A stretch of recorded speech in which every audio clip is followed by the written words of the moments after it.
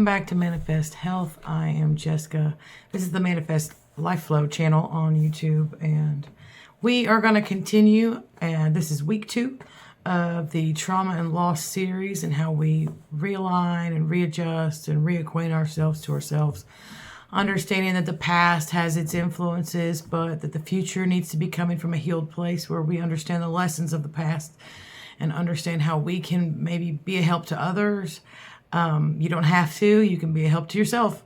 If your journey in this lifetime is about learning how to be really solidly happy with yourself, then that's a great thing, and you don't have to push it any further than that. And if you feel compelled to share and help others through your trauma and loss healing and what you've learned, then that's also excellent, and very helpful to us as communities and people. We just need more and more people talking about and sharing what impacts us in a healthy way and lifts us out of the pain, and really, joining back up again with the idea and the philosophy that grief is okay, that feelings are okay, that there's strength and power in healing. There is vital energy in being grounded and being community focused and kind of getting back to that place where we are all working together, and there's much less disconnect, because guys, we're so disconnected.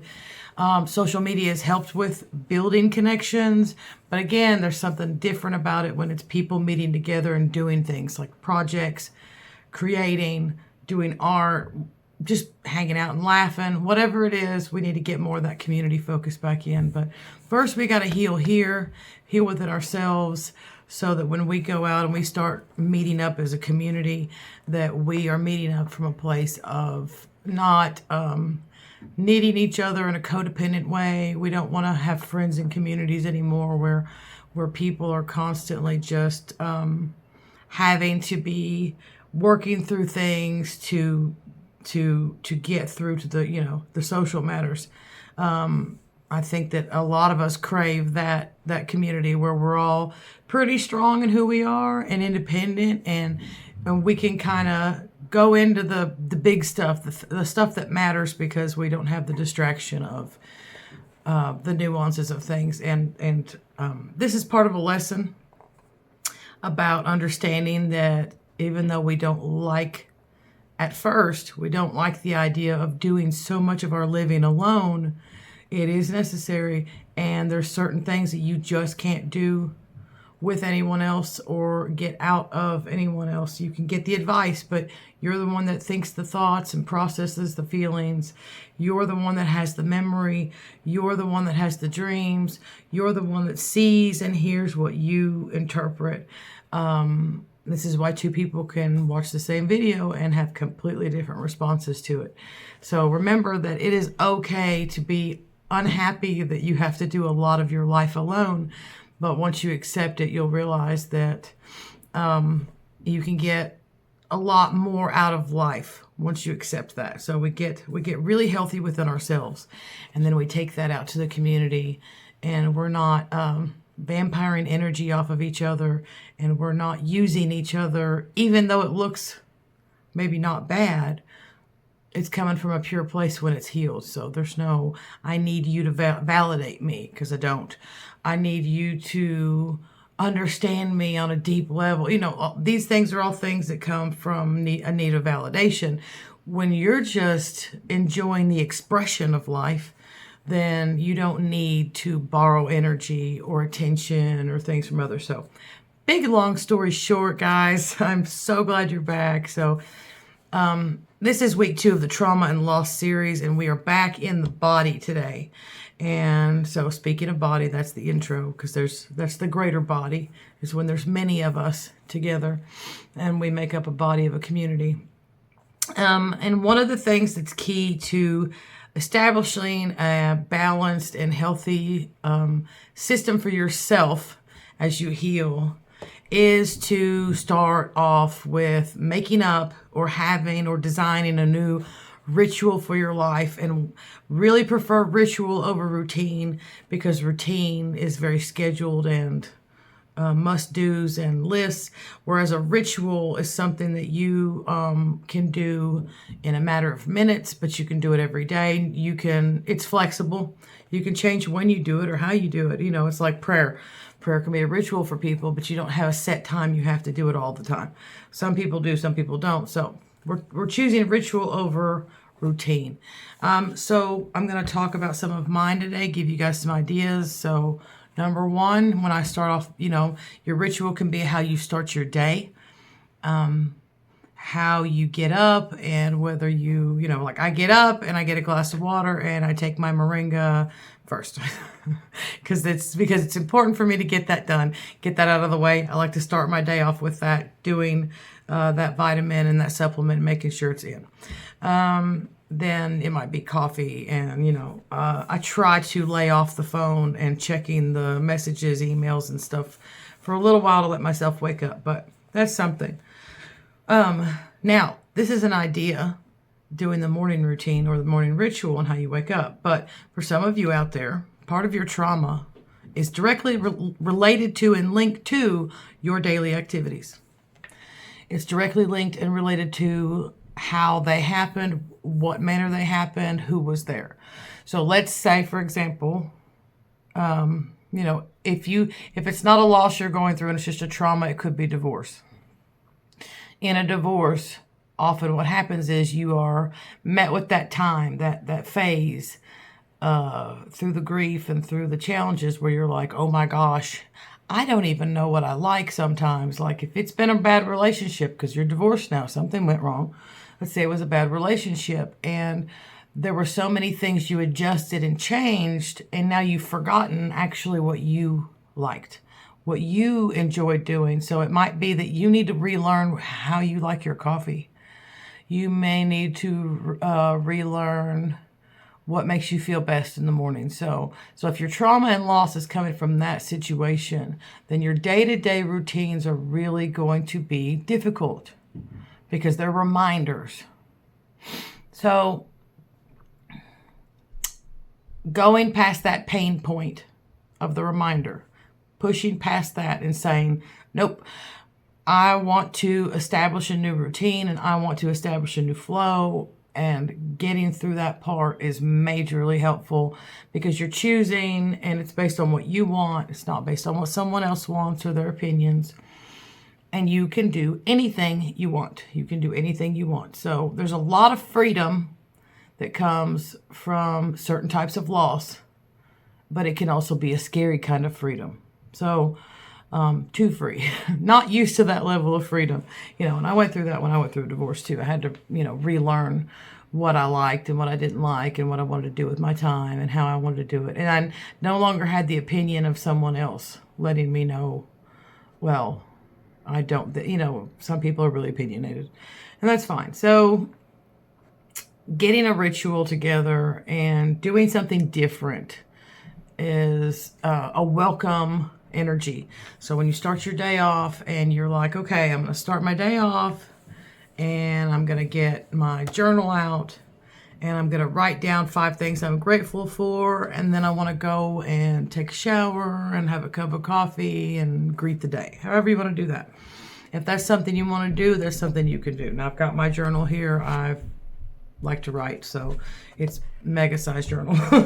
But definitely recommend go picking out your absolute favorite journal, something you think is cool, something you think is fun, or has a great message on it, and remind you to take care of yourself mentally, lay out your feelings, lay out your gratification for the day, lay out what you feel, and it will help you and stimulate you to start your day off on a more positive foot and ground you in your mind and your body. So another thing you might want to incorporate in, again, this is body grounding during trauma and loss and how we heal. And I know we're not getting to the emotional trauma stuff yet because there is a lot of physical recalibration that has to happen first. There are weeks after the trauma has happened or that loss has happened where there could be healing going on of the physical nature, healing spiritually and mentally. And I mean like that phase where there needs to be not much going on, because the trauma has happened, and the more that's going on, the worse it gets. So we isolate, you isolate someone who's been wounded, and you heal them, and you work on getting them mended, and you work on whatever they need physically, and keeping them comfortable and calm as possible with the least amount of stimuli is usually best to speed up healing. So in the case of where you've lost someone, you're not necessarily injured physically, but you have gotten out of touch with your body because the effects of the trauma of understanding, seeing, realizing, and walking through that loss process completely disconnects you from your body. And so and when that happens, you can have sudden issues, sudden outbursts. And that's okay. Forgive yourself. That's okay. That's your body and that's your self, like getting that energy out, getting that energy out. It's like, okay, we've held the dam back too long and the water's coming out anyway. So what can help you to process these things and give your body an outlet for the pressure release valve? We're going to do some morning stretching. Do any kind of movement. I don't recommend you go like full throttle, hard as you can, gym mode. We're talking about doing some Tai Chi, some yoga, or just standing up and doing things to move just to get your body flowing, okay? This is going to let you know where your aches and pains are, and you're going to notice them, and you're going to feel them, and you're going to, wow, that's really sore today. I wonder why. Okay, and just go with it. You're feeling your body again. You're getting back in touch with your body. You're feeling how it feels. You're interpreting the data that it's giving you. And you're saying, okay, maybe I should drink some more water today. Feeling a little dehydrated. So I'm going to do that. And you're setting yourself a goal, and you're telling your body you're a goal. You're something I want to take care of. So, morning stretching, choosing to have tea, or choosing to have a healthy drink, choosing to take your vitamins, going with the flow of these things, getting your body's physical needs met in a way that the rest of the day you can kind of, not have that in your way. You've taken care of things. You're taking care of yourself. So you have more mental energy. You have a more emotional energy. Okay. Now this again is where grounding can come in. If you are using a grounding mat to sleep with, that is really going to help you. It's really going to help you because you do the most healing when you're asleep. And that does include the mental and emotional healing. We have dreams. We process so much subconsciously while we're asleep. And setting yourself up, setting up your subconscious by saying, see, we've done things in our day-to-day life out here where it's conscious to be supportive, and you take that into your subconscious when you sleep. Your subconscious is aware of that, and that helps to rewire and rework the data, because again, your subconscious is going to leak out what you don't deal with in your conscious daily life. So taking care of yourself in your sleep, having a good bedtime ritual helps a lot. If you want that tea before bed, if you're choosing to turn off the electronic devices so many minutes or hours before bed, I've decided I want to read a good book series and get into that and spend that time in the evening chilling out, calming down. Whatever you decide to do to set up another ritual, make a morning ritual and make an evening ritual, just because that seems to be the easiest and most logical place to put them. You can have a midday one, that's cool, but I'm just saying, in the morning and the evening is when we tend to be most conscious of ourselves. We are the most aware of ourselves. So use your, you can get your copper jewelry and have that on during the day to help you stay grounded, to help your body be static free, to increase your oxygen. I also really encourage you to maybe add in taking a meditative walk to your ritual, whether it be in the mornings or the evenings. I know people have crazy schedules and children and families and events and stuff. So do not feel guilty if you've only got 2 minutes. I absolutely encourage you to take those 2 minutes. Take every one of those bit of those 2 minutes and make them yours, and claim them for yourself. So it really matters. This is ritual over routine. If it's 2 minutes, that's fine. Be mindful, be thankful and gracious, and have gratitude to yourself for putting in that time. Decide how you want to take care of your body, and you're allowed to change your mind. You're allowed to change your ritual. Whatever your ritual is, establishing a ritual is a great way to support yourself internally and externally. It is a great way to reconnect with the body after trauma or loss. It is a great way to reestablish self, because that's a big thing that gets challenged in any trauma or loss situation. One of the biggest challenges is, what has this just done to yourself? Are you now parentless? Are you now divorced? Are you now changed? Has something happened that's taken away a part of you that you didn't think you were even worried about before? Has it revealed things to you that you never thought possible or knew before? You know, whatever this is, it's directly had an impact on who you are and how you think from now on. But you can allow that impact to be a lesson and to teach you that life happens, but you are not a victim of it. It is not happening to you. It is happening for you. So I encourage you to stick around. If you haven't already, hit the like, share, or subscribe.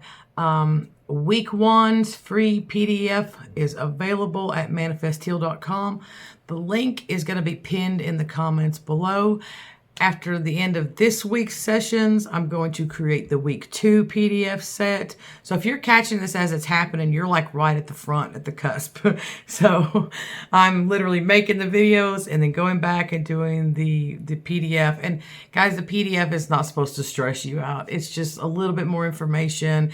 It's got the charts already in there. And it's got, some of them have, there are some questions, like little things you can fill out. There's a body checklist, an energy checklist.